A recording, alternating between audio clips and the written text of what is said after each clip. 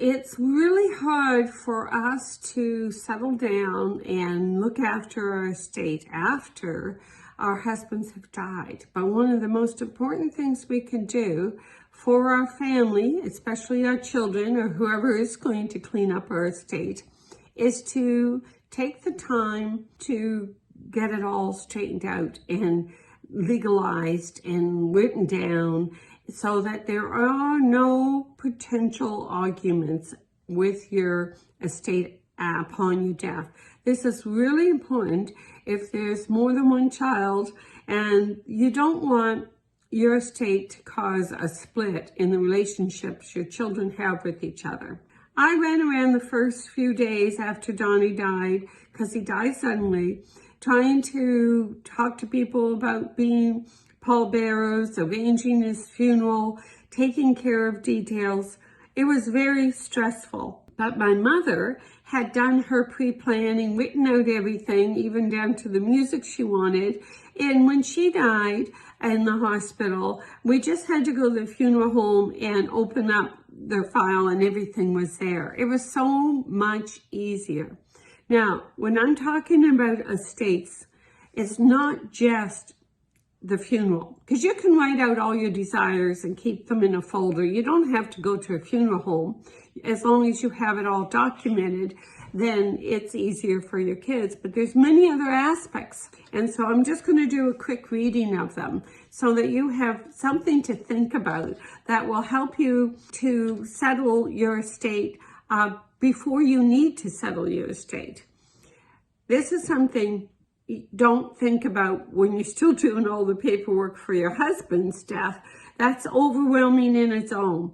But after a year or so and you're ready to deal with it, please come back to this video and go through this list and it will help you. So I want you to update your will and make sure that your executor knows about your will and where you're going to keep your will. Keep all your important documents in one place. Don't have your will in one spot and your pre-planning in another and maybe your financial statements in another. Try and keep everything in one spot.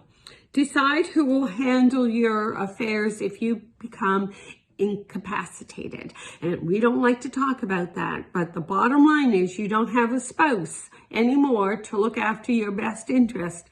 So you better make sure that if you have a stroke or in any way become incapacitated, that whoever's looking after you is going to look after you properly.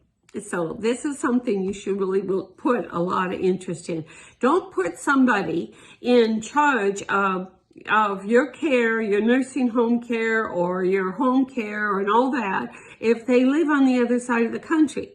That's not a wise choice. Even if you don't go do a pre-planning funeral officially through a funeral home, then write it all out and leave it with the rest of your important documents so that the kids know or the state knows, do you want to be cremated? Do you want a full burial? Do you already have a plot purchased? Or do you want to have your ashes spread? You know, you need to write out your desires so that they know. Well, this one's an important one for me. I want my family to respect my independence as long as I can look after myself. What happens, you have to be careful where your kids start becoming more parenting to you beyond the point that you lose your independence. You want to be able to keep your independence as long as you can. So you don't want to let your kids infringe too much into your life as you get elderly. You want to control your money. But you have to be also prepared to maybe have a second signature on your bank accounts in case something does happen to you and they need some access to your finances. Maybe you're in the hospital for a little bit of time and your rent has to be paid. Whatever, that's a balancing act, but you do want to make sure you have a conversation with them about them respecting your independence for as long as you can be independent. Who is going to be there to help you? Who are you going to call if you move and you need to make a financial change so that you're paying a different cable company than you used to be? Sometimes these simple little things can throw you off. Who is going to be the person that you go to? And you need to talk to them about the fact that you're going to be leaning on them in the future, and are they okay with that? Should you live with a child, a little bit of more hands-on care, or should you try and stay with you where you're at and maybe pay for some home care workers to come in and help you?